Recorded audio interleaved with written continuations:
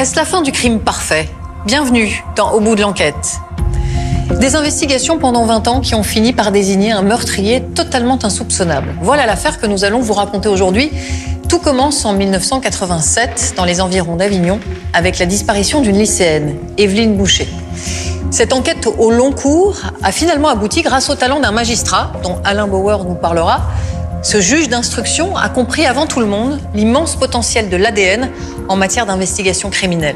L'affaire Évelyne Boucher, la vérité 20 ans après, c'est un film de Bérengère Weiss.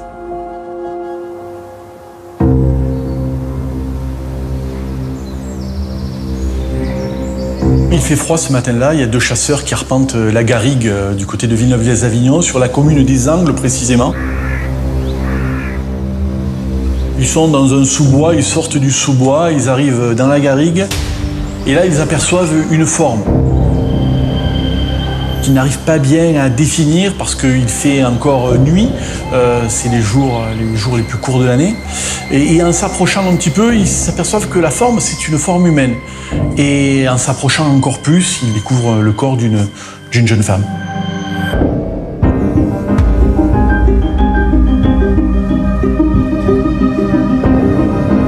À cette époque, j'ai 30 ans, je suis rédacteur départemental en charge des faits divers au Provençal à Avignon.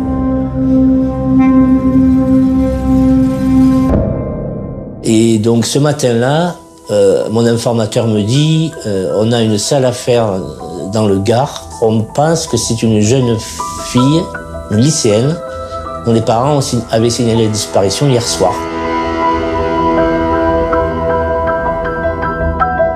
Je pars sur place avec un photographe.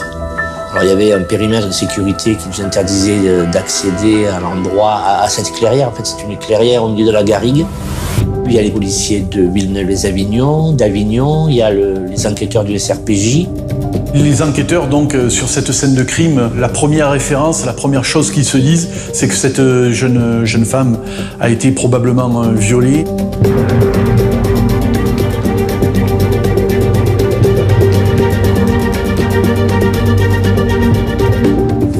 La jeune fille a été découverte allongée, avec la jupe relevée et les vêtements au niveau du corps supérieur.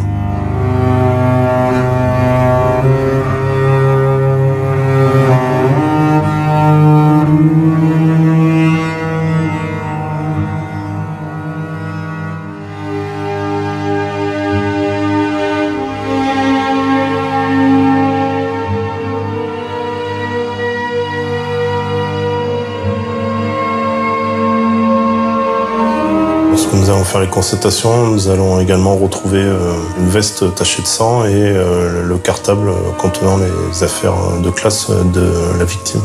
Et dans le sac, donc, on va retrouver une carte d'identité, qui est la carte d'identité de la jeune Évelyne Boucher, 16 ans.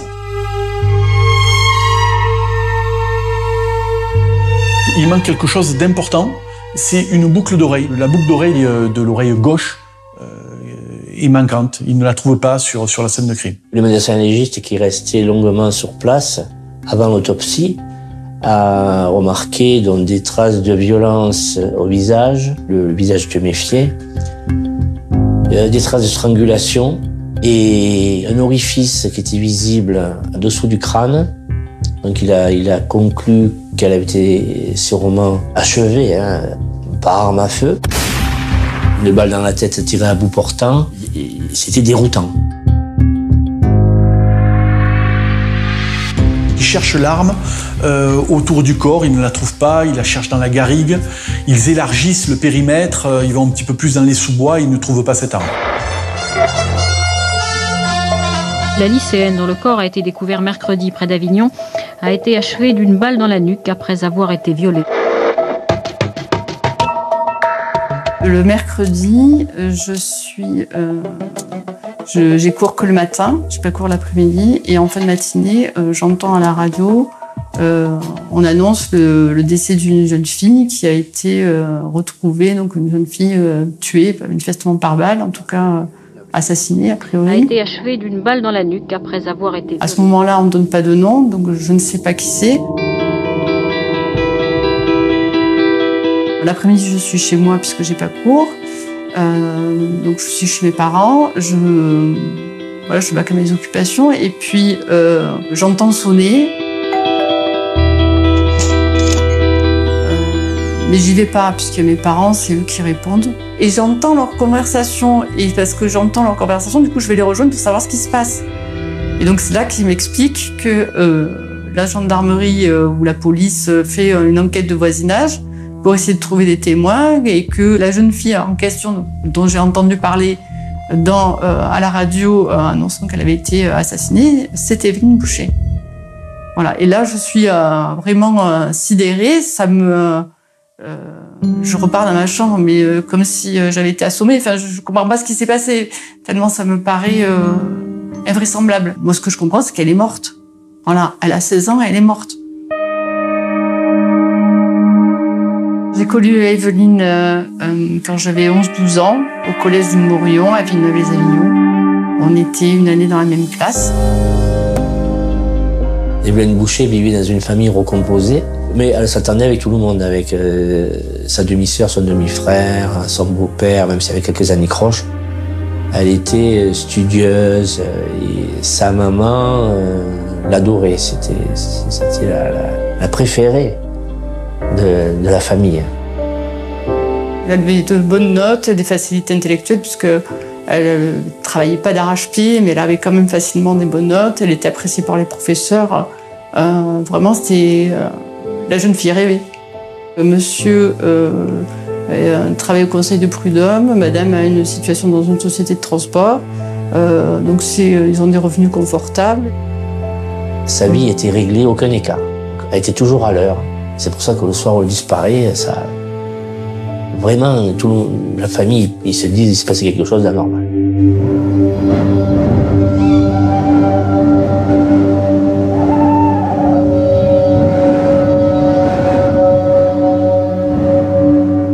Cette affaire, en fait, va susciter beaucoup d'émotions et d'interrogations.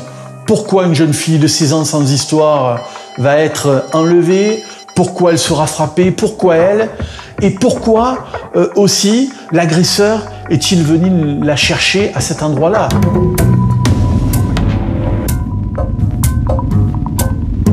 Il y a un climat de psychose qui s'installe quand l'affaire devient médiatique.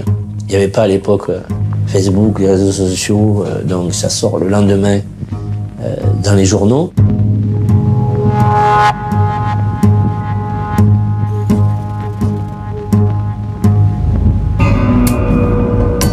À Villeneuve, les Angles et même à Avignon, il y a des femmes qui s'interrogent, je crois, qui se disent mais est-ce qu'on est en danger ou pas? On s'est dit peut-être que c'est un serial killer, que voilà, c'est pas juste Evelyne, c'est qu'il y en a après les jeunes filles de ça. On ne sait pas, parce qu'on ne sait pas qui c'est. On n'a pas d'éléments, donc on peut tout imaginer.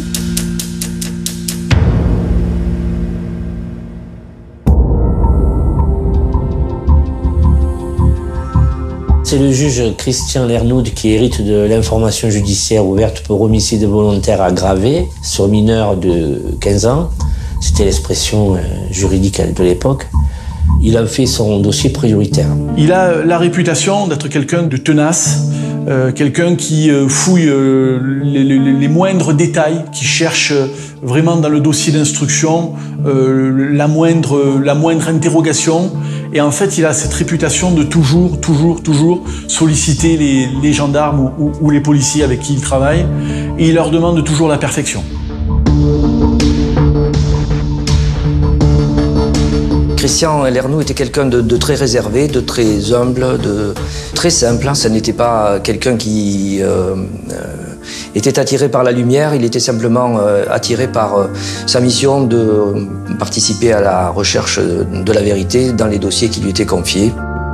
Dès son premier contact avec notamment la maman d'Evelyne Boucher, va tenir une promesse.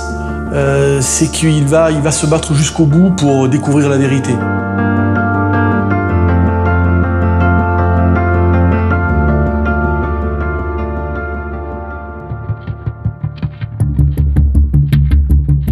L'autopsie a été faite en urgence dès le lendemain à l'Institut médico-légal de l'hôpital de Nîmes. Et là, il y a eu confirmation de pas mal d'éléments, mais surtout qu'elle avait bien été violée, qu'elle avait bien été étranglée, qu'elle avait été frappée et qu'elle avait été achevée d'une balle de calibre 22 long rifle à bout portant dans la tête. Du sperme va être prélevé dans les parties intimes d'Evelyne Boucher. Ce prélèvement va être primordial pour la suite des investigations. Donc le prélèvement a été réalisé relativement rapidement et après qu'il ait été réalisé, il a été conservé dans de bonnes conditions pour permettre des premières analyses. Ce juge a certainement été un précurseur en matière de criminalistique et notamment concernant le prélèvement et la conservation du prélèvement. Je dirais que c'est ce qui est essentiel, c'est d'avoir fait les bons prélèvements et de les avoir bien conservés pour permettre des analyses futures.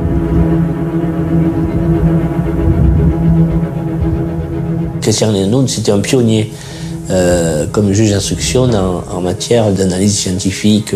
Quand il a reçu les scellés de tous ces éléments recueillis méticuleusement sur la scène de crime, il y croyait. Il y avait chez lui la certitude d'avoir un élément extraordinairement important. Il y avait nécessairement, dans le cadre de ce dossier, la certitude que l'auteur du rapport sexuel était l'auteur du crime. Les enquêteurs parviennent à retracer en fait le parcours d'Evelyne Boucher ce 8 décembre 1987. On sait qu'elle part de chez elle le matin assez tôt, elle arrive à proximité de son lycée qui est à Avignon, vers 8 h. Et elle ne va pas aller en cours ce jour-là. C'est assez énigmatique pour une jeune fille qui est réputée comme quelqu'un d'assez sérieuse et ne manquant pas trop l'école. Mais ce jour-là, elle ne va pas en cours, elle va passer sa matinée dans un bar à proximité de son lycée, un bar fréquenté par tous les jeunes du coin. Evelyne Boucher va y rester jusqu'à midi. Elle va retourner manger donc à la cantine de l'établissement scolaire. Et à 14 h, elle ne retourne pas en cours non plus. Elle revient dans ce bar.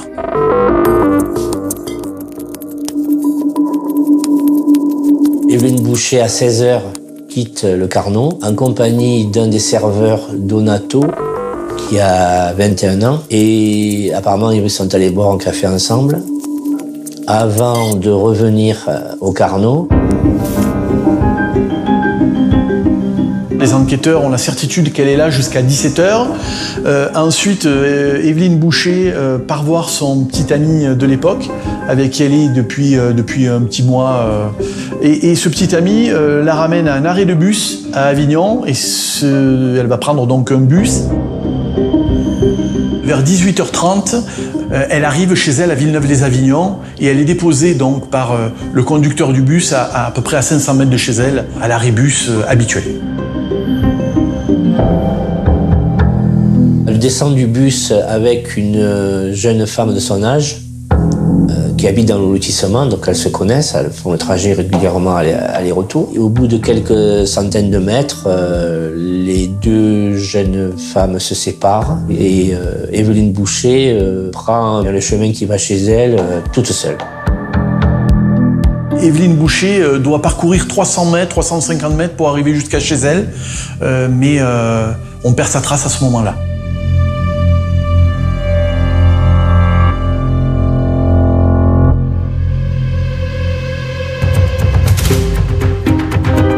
On a fait vraiment l'environnement très proche, tous les gens qu'il a côtoyés tous les jours.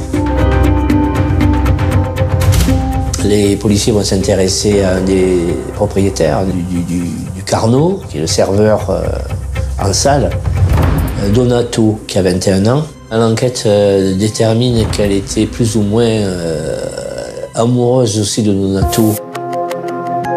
Et ses copines ont témoigné dans ce sens. Elle venait souvent toute seule pour le voir.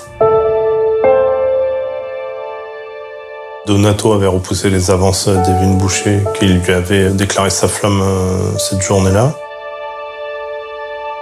Déjà parce que lui, il avait 21 ans et qu'elle n'avait que 16 et il pensait que l'écart d'âge était trop important. Et puis je pense qu'il n'avait pas non plus de sentiments pour elle. Pour lui, c'était une simple cliente. Nous avons vérifié le libido de Donato. Le soir, il était allé à une séance de sport de karaté. Et ensuite, il avait passé également la soirée avec une amie. Et cette personne a été entendue et elle a confirmé les déclarations de Donato.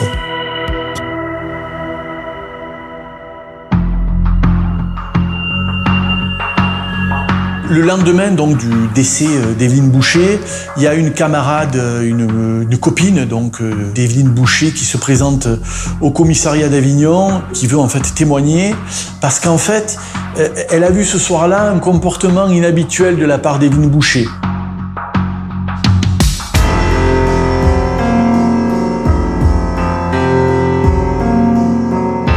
Donc c'est le soir, il est à peu près 18h30.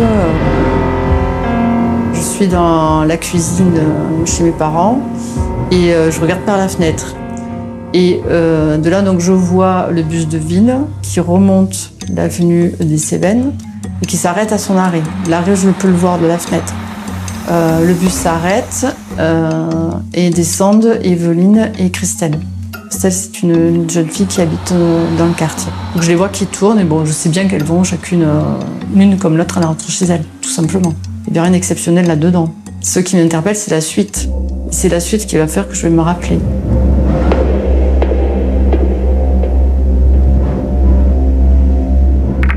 Donc là, on est à peu près un quart d'heure plus tard et je vois une voiture. Ce qui me surprend, c'est que je vois Evelyne dedans, assise à l'arrière. Ce qui me surprend, et c'est ça qui fait que je me rappelle, c'est qu'on est en tout début de semaine. On a 16 ans, on est mineur, donc on est censé rentrer le soir, faire les devoirs, et on sort pas en début de semaine. Jamais. Comment ça se fait qu'elle est assise à l'arrière? Pourquoi? C'est pas logique, parce que devant, il n'y a qu'un homme qui conduit. Il n'y a personne assis à côté du conducteur. Et du coup, je le regarde lui aussi, parce que je me dis, mais qui est-ce? Avec qui elle est? Et en fait, je le connais pas. Il est assez grand, mince, de race blanche, avec les cheveux un peu relevés sur l'avant. Enfin, en tout cas, il a l'air d'être un bel homme. Hein, c'est un homme charmant, mais qui est plus âgé qu'elle. Pour moi, il a entre 25 et 35. Moi, je n'ai pas du tout l'impression qu'elle se sent en danger avec lui. Moi, ma sensation, c'est qu'ils se connaissent, ils discutent.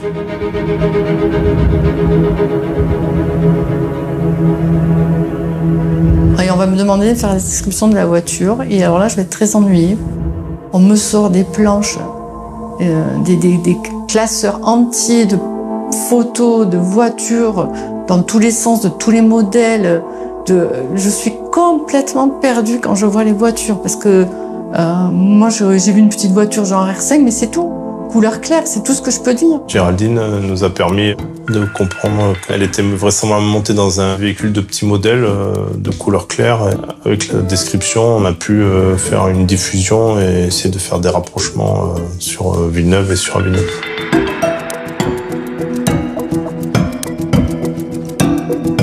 Monsieur Lernoud a dit aux enquêteurs, vous faites toutes les cartes grises de Renault 5, de Villeneuve, les Avignons, des Angles, d'Avignon, et vous étendez à tout le Vaucluse, tout le Gard, l'Hérault, s'il faut. Il faut absolument qu'on trouve un indice à partir de la Renault 5, quelqu'un qui aurait une Renault 5 qui habiterait dans le secteur.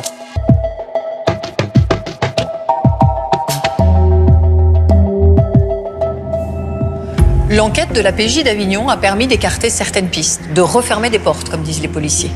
Le milieu familial et les amis d'Evelyne sont mis hors de cause pour le moment. Apparaît alors dans l'enquête un homme au profil inquiétant. Les enquêteurs donc, de la police judiciaire vont avoir également, 3 jours après la découverte du corps d'Evelyne Boucher, un élément important. Un élément qui peut valider la thèse d'une agression près du domicile d'Evelyne Boucher. On est à peu près à 350 mètres de chez elle, dans une zone qui est difficile d'accès, enfin qui est compliquée à trouver. Et donc un voisin va découvrir une boucle d'oreille.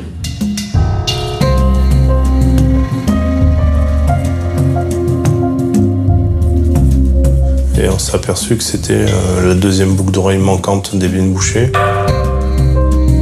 Donc on a pensé à ce moment-là que c'était l'endroit où Evelyne avait été forcée, contrainte pour remonter dans le véhicule et que vraisemblablement elle avait dû peut-être se débattre, ce qui explique pourquoi elle avait perdu une boucle d'oreille avant de monter dans le véhicule. Le témoignage de Géraldine nous a peut-être laissé penser qu'elle avait essayé de discuter avec le conducteur, peut-être de le convaincre aussi de la ramener chez elle pour pas qu'il passe à l'acte et qu'il fasse une bêtise avec elle.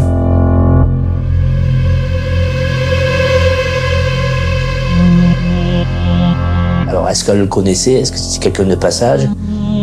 Mais là, c'est le détail qui fait qu'ils savent que ça s'est passé à cet endroit. Là où habite Evelyne, c'est paumé. Vraiment, il faut connaître. Le lotissement a été construit récemment. Il a été construit dans la garrigue, c'est excentré. Donc, ça veut dire que nécessairement, il connaît. Et donc, les enquêteurs, comme le juge Christian Lernoux, vont avoir cette certitude d'emblée que c'est quelqu'un qui passait régulièrement ou qui venait spécialement dans ce secteur.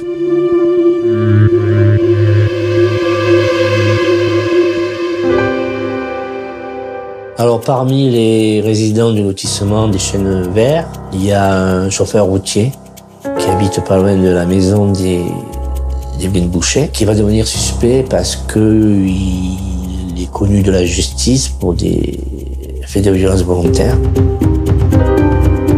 Et donc, ils vont vérifier son emploi du temps. Et puis, lui, il dit qu'il se trouvait dans le nord de la France le 9 décembre. En fait, il découvre qu'il y a une faille, que ça ne correspond pas, qu'il a peut-être menti. Il est placé en garde à vue pour vérifier effectivement son emploi du temps et les raisons de ses mensonges. Et on avait besoin aussi d'avoir un emploi du temps très serré de cette personne-là et puis de voir un petit peu son passé, ses habitudes. Tout était passé au peigne fin parce qu'on pensait qu'il pouvait aussi avoir un rôle important dans les faits dont a été victime Evelyne Boucher. Ils vont approfondir les investigations sur le routier qui finalement sera mis hors de cause. Le 18 janvier 1988, un mois après l'autopsie du corps d'Evelyne Boucher, le laboratoire qui a réalisé l'analyse du prélèvement du sperme donne ses résultats au juge d'instruction et ça permet une grande avancée dans l'enquête puisque ça aboutit au résultat d'un groupe sanguin déterminé à partir du sperme. On a réussi à savoir que le suspect était de groupe sanguin A et nous avons repris toutes les personnes qui avaient été entendues ou suspectées pour éliminer toutes les personnes qui n'étaient pas du groupe sanguin A. Ça permettait effectivement d'éliminer des gens, mais ça permettait pas de dire formellement que c'était l'auteur des faits. Tout le monde y est passé, le beau-père, les voisins, le routier, ça donne rien du tout. Mais ils n'avaient pas le gars sous la main, quoi.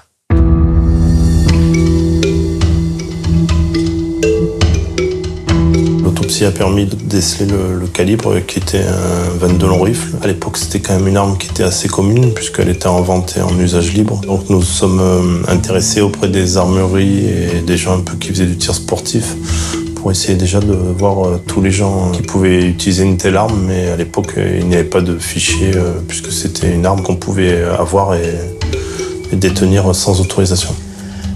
Toutes les procédures où apparaît un 22 long rifle d'une personne détenant un 22 long rifle qui a été interpellée avec un 22 long rifle, qui a séjourné dans le Gard à l'époque et tout, sont convoquées.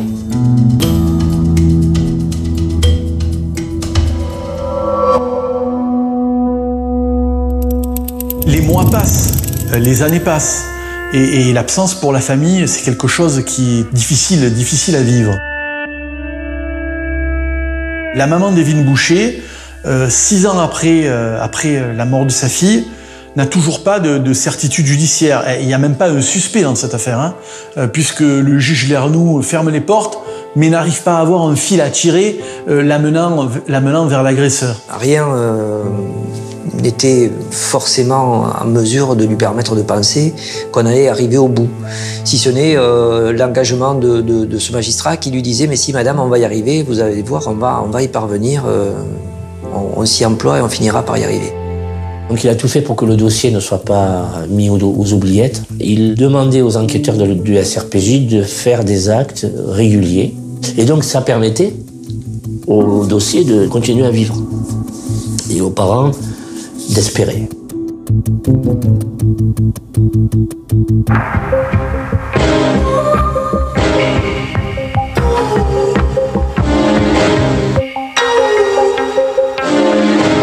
Moi, je voudrais m'adresser à toute personne pouvant donner un renseignement, fournir une piste, un indice.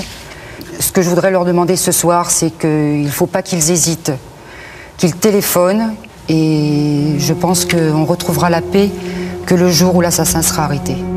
La question du passage à l'émission télévisée a été un moment difficile pour Christian Lernoux parce qu'il ne partageait pas du tout, mais pas du tout. L'idée d'avoir recours à ce type d'émission pour faire évoluer son dossier. Le secret de l'instruction pour lui, c'était quelque chose auquel il était très attaché. Et l'idée de déballer sur une chaîne la souffrance, les sentiments, tout ça, ça lui faisait un petit peu horreur.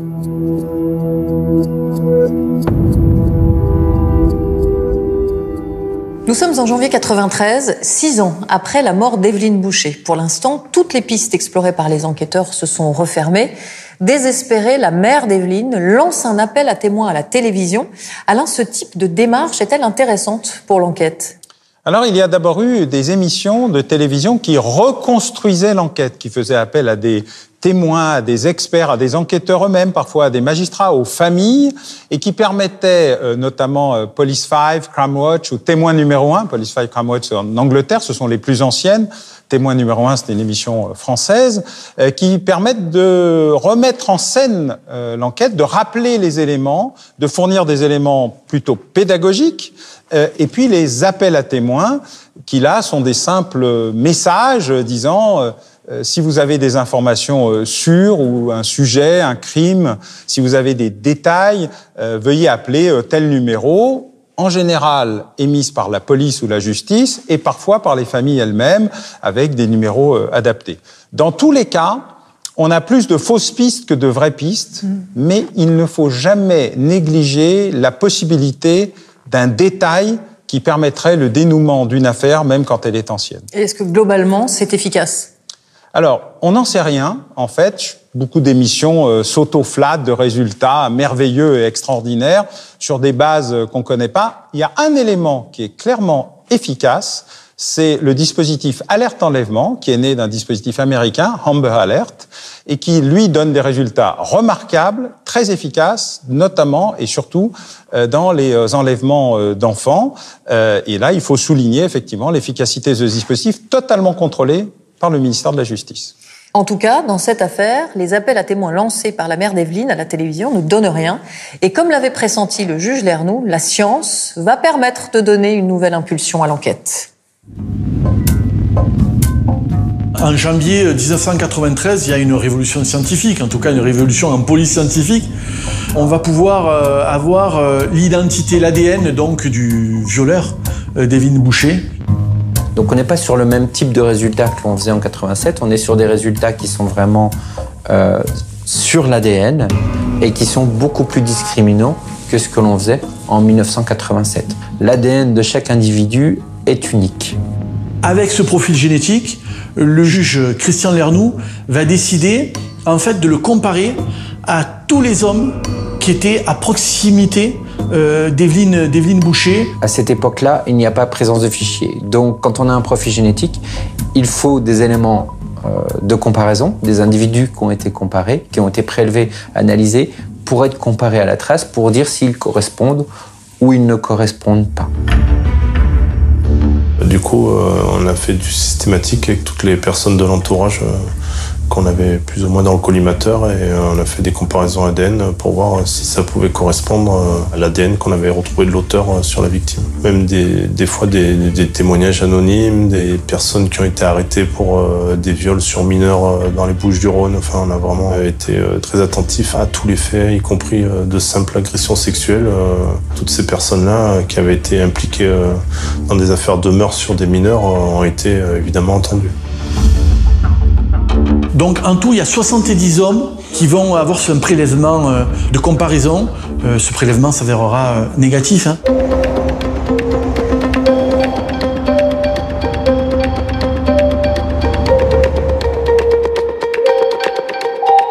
Les éléments donc classiques ayant échoué, donc Christian Lernoux s'est aussi intéressé à l'idée d'un rôdeur ou d'un serial killer.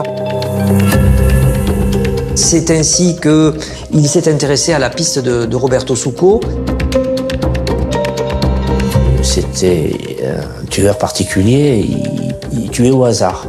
Il croisait la route d'une autostoppeuse, il la faisait monter, c'était un beau gosse, hein. Il la faisait monter et voilà, il a tué. On s'est aperçu qu'il avait commis ses meurtres avec un 22 long rifle. Il est à Aix-en-Provence, je crois, la veille de la mort d'Evelyne Boucher. Il est dans le Vaucluse. On rappelle qu'elle décède aux Angles. Le Vaucluse, c'est de l'autre côté du Rhône, c'est à quelques kilomètres des Angles. Donc Roberto Succo est là le jour où Evelyne Boucher disparaît et les jours suivants. Et là, ça va révolutionner le dossier. C'est la première fois dans ce dossier, 6-7 ans après le crime, où les enquêteurs se disent « c'est bon, on l'a ». Pourquoi pas? Il y a des gestes fous, il avait d'ailleurs ce surnom de tueur fou. Pourquoi pas avoir, dans le cadre de sa folie, fait une nouvelle victime qui aurait pu s'appeler Evelyne Boucher. Donc les enquêteurs, quand ils voient arriver Roberto Succo, ils se disent « on l'a, c'est bon, c'est lui ». Sauf que Roberto Succo, en 1993, il est mort. Il s'est suicidé en 1988 après avoir été arrêté. Christian Lernoux, le juge d'instruction, et des enquêteurs vont partir en Italie. Ils vont se faire ouvrir le cercueil. Ils vont prendre une partie donc, des restes de Roberto Succo qu'ils vont ramener en France et ils vont faire une expertise ADN. Sauf que l'expertise ADN, elle va prouver quelque chose, c'est que Roberto Succo n'est pas le violeur d'Evelyne Boucher.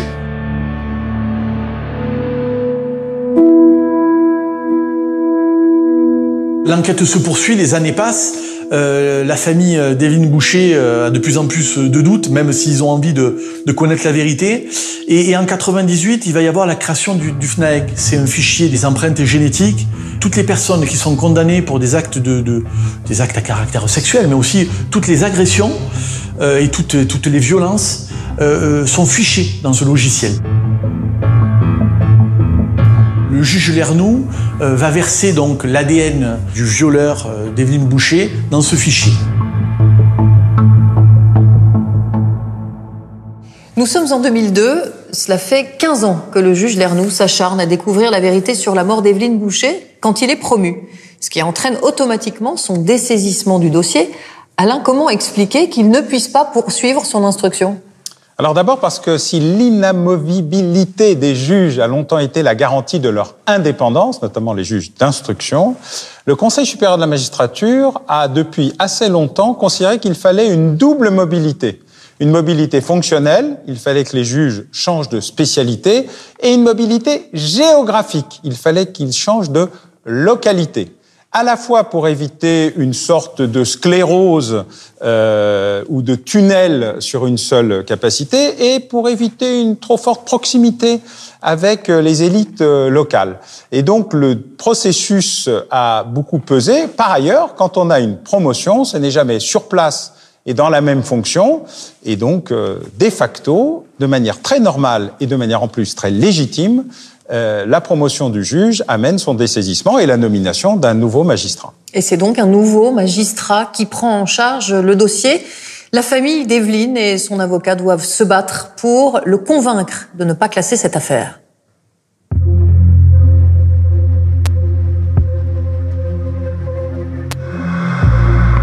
Lorsque Christian Lernoux quitte son cabinet, comme chacun des juges d'instruction qui s'en va, il laisse quelques consignes écrites ou orales à son successeur. Et parmi celles-ci, bien sûr, figurait, vous vous en doutez, le dossier Evelyne Boucher, qui était le plus vieux de son cabinet. Ça fait 22 ans qu'il est là. Ça fait 16 ou 17 ans qu'il est en charge de l'affaire Evelyne Boucher. Donc il la connaît par cœur. Il sait tout ce qu'il a fait. Il connaît toutes les portes qu'il a fermées. Sauf que la juge qui va lui succéder, elle ne croit pas trop en cette affaire. Comme c'était le plus vieux dossier de ce cabinet, il lui a paru utile de le clôturer par un non-lieu, puisqu'il n'avait pas d'espoir d'arriver à un résultat.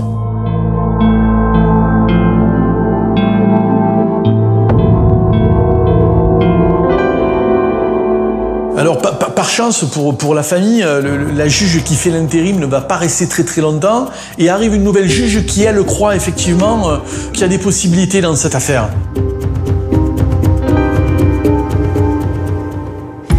Les parents d'Evelyne Boucher ont failli voir classer à jamais le dossier de leur fille. Le temps passe et l'enquête semble au point mort. Mais l'affaire va rebondir de manière totalement inattendue grâce à un ticket de parking. On est donc le 16 mai 2003, il fait beau au Pont du Gard, les familles vont voir l'aqueduc romain. Et au moment de sortir du Pont du Gard, il y a un parking et pour sortir, il y a une barrière qui s'ouvre. Et il faut un ticket qui prouve qu'on a payé sa place au Pont du Gard. Ce jour-là, il y a un pompier qui ressort donc du Pont du Gard avec sa famille et il cherche son ticket, il ne le trouve pas. Et en fait, il a décidé de passer un petit peu en force et de suivre la voiture qui est juste devant. Et donc, il va se faire prendre à ce jeu-là et le contrôle va mal se passer. Et une bagarre va s'en suivre avec un vigile du Pont du Gard.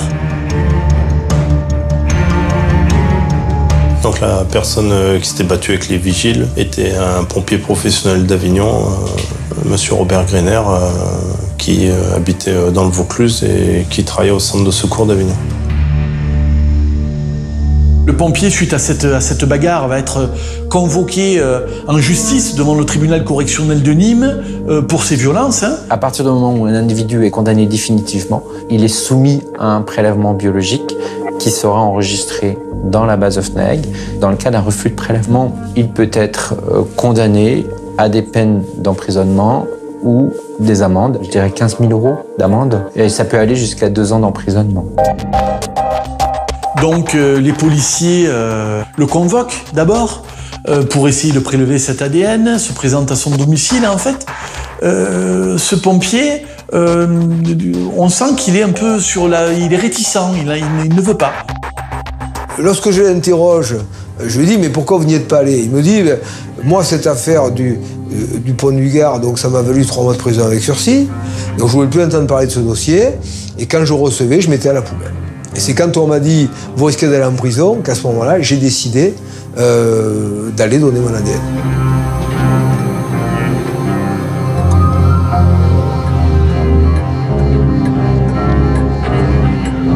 Et puis, le 9 mai 2006 va arriver ce que plus personne n'attendait dans cette affaire, c'est que le profil ADN va matcher. Un nom apparaît, Robert Greiner, 54 ans.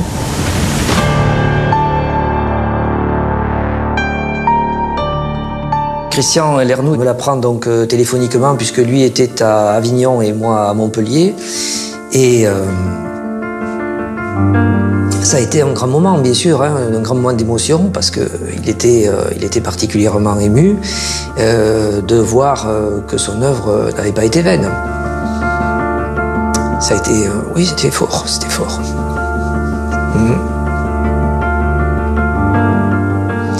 C'était un grand moment, voilà, c'était un grand moment.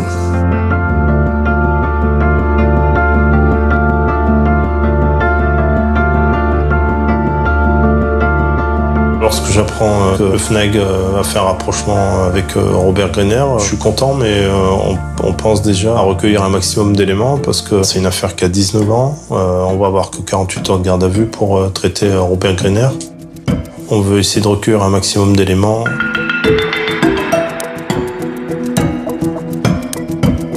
Un pompier, apparemment bien sous tout rapport, paisible, bon père de famille. C'est un homme à la vie ordinaire. Bon, il se marie, il a un enfant, il travaille, son épouse travaille, ils deviennent propriétaires de leur habitation. Bon, c'est le parcours et le cheminement normal d'un couple normal qu'on peut croiser dans la rue. En grattant un peu plus sur Robert Grener, les enquêteurs s'aperçoivent que le profil lisse de Robert Grener, il faut peut-être le mesurer. Parce qu'en fait, c'est quelqu'un qui a la réputation de boire et de devenir agressif, voire très agressif, lorsqu'il boit. Il aimait beaucoup les femmes beaucoup plus jeunes que lui, notamment des mineurs. Et il multiplie les conquêtes, il a beaucoup de maîtresses, il s'en vante même, c'est un beau parleur. Et puis, il se dit aussi qu'il amène des jeunes femmes dans la caserne. Les enquêteurs vont gratter sur l'environnement, ils vont essayer de voir où vivent les amis et la famille de Robert Grener. Et là, très rapidement, ils vont s'apercevoir que le meilleur ami de Robert Grener vit à une centaine de mètres à vol d'oiseau de la maison d'Evelyne Boucher. Ça, c'est quand même quelque chose d'important, d'autant plus, je vous le rappelle, que dès le départ, les enquêteurs, comme le juge d'instruction, avaient la certitude que, vu la configuration de ce quartier, il fallait venir vraiment spécialement dans cette rue ou dans ce quartier pour rencontrer quelqu'un. Bon, autre élément, c'est que la caserne des pompiers de la rue Carretterie était située à 300 mètres du lycée Aubanel et à 500 mètres du Carnot. Nous avons également pris contact avec le chef du centre de secours des pompiers du Vaucluse et on s'est aperçu que le jour des faits, le 8 décembre, Robert Grener n'apparaissait pas sur le registre du personnel. Ce registre va montrer que Robert Grener n'était pas présent à la caserne ce jour-là.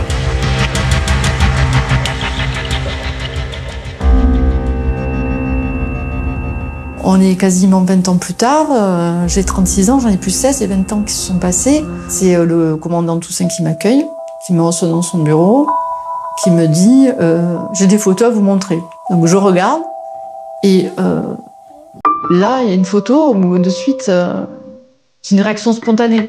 Et du coup, ma réaction, c'est de mettre le doigt sur la photo en question et de lui dire « c'est pour lui que vous m'avez fait venir ». Pour moi, la photo et l'homme dans la voiture, là, la correspondance, elle est mais vraiment impressionnante.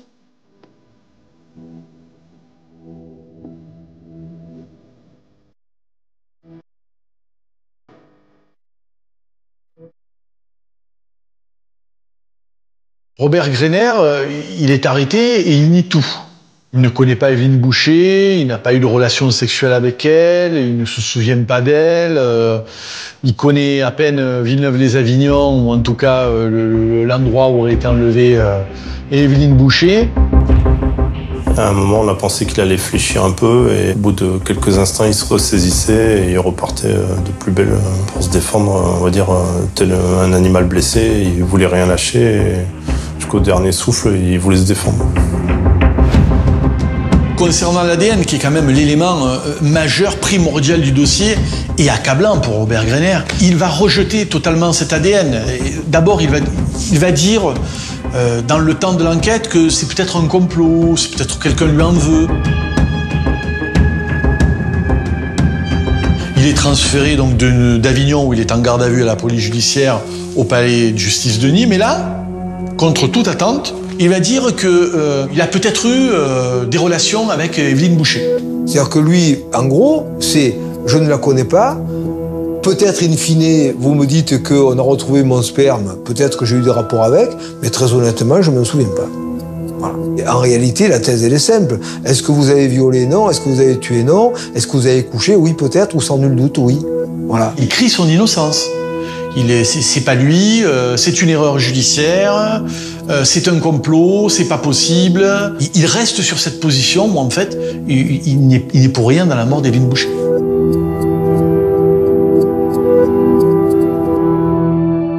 La famille est restée un peu sur sa faim parce que ils ont eu beaucoup d'espoir lorsque Robert Greiner a été interpellé. Ils espéraient avoir des réponses à toutes les interrogations de 19 ans d'attente et finalement ils ont été vraiment déçus, frustrés par le comportement de Robert Greiner qui n'a jamais rien assumé.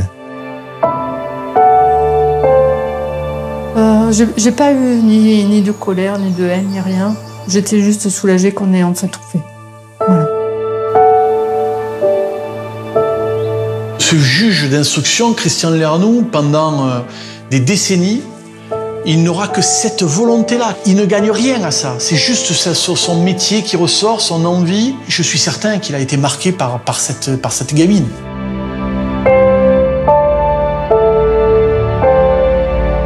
Le fait d'en reparler parce qu'il n'est plus là aussi, aujourd'hui, certainement est à l'origine de mon émotion. Le fait qu'il ait réussi, pas contre vents et marées, mais avec beaucoup d'opiniâtreté, de perspicacité, d'énergie, c'était aussi un aboutissement. Et j'étais content pour lui, voilà.